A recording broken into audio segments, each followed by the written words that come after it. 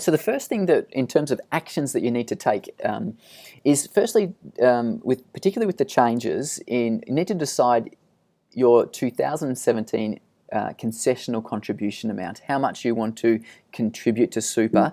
Now, before we go into the details of that particular strategy, we'll just touch on what concessional contributions are.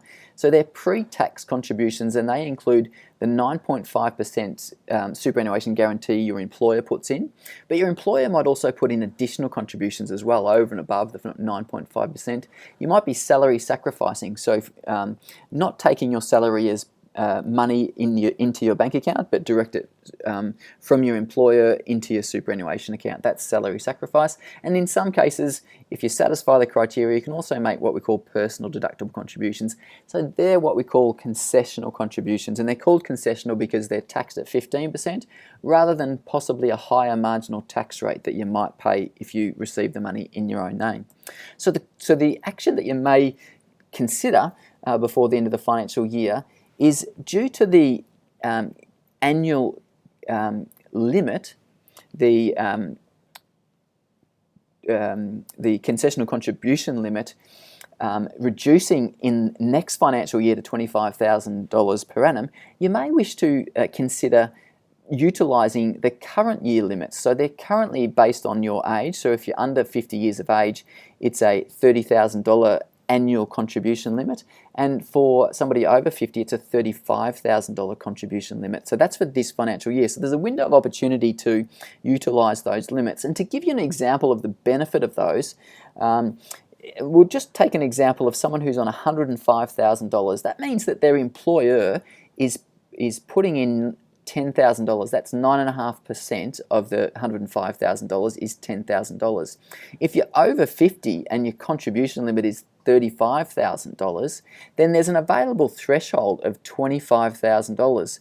So if you salary sacrifice $25,000 of your income, so you forgave the income, so you didn't take it as salary paid into your bank account, but got your employer to direct it to your super fund, there's a potential tax saving of over $6,000 between now and the end of the financial year. So well worth considering. Now, with salary sacrifice, you need to do it into the future. So if you're on $100,000, you've probably got between April and June's pay to salary sacrifice, which is about $25,000, which is about on that threshold. So if you salary sacrifice 100% of your income from now, you potentially could save $6,000 in tax. Now you need to make sure that that's the right strategy for you, that you have enough cash flow to do so.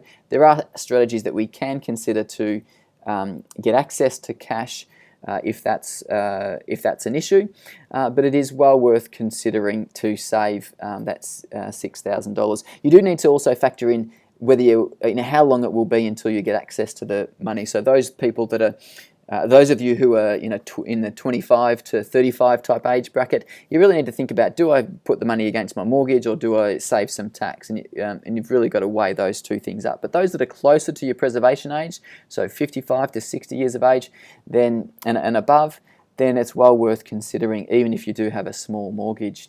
Just to give you an indication of the benefits for somebody on $55,000, your employer in that instance would be contributing $5,000 to your account. If you're over 50, then there's a $35,000 contribution limit this year. So you could salary sacrifice $30,000 and save just under $6,000. Now, a little bit different to the previous scenario. When you're on $105,000, you may only have about $15,000 of your income remaining for the rest of the financial year. So you may only be able to put in $15,000 this financial year, and which would mean you'd be saving probably half of that in tax, so around $3,000 in tax rather than the nearly $6,000 in tax. So that's a key decision to make, because the threshold is changing from 30 to or 35 down to 25 next financial year, and you'll not be able to put as much into super at these concessional rates into the future.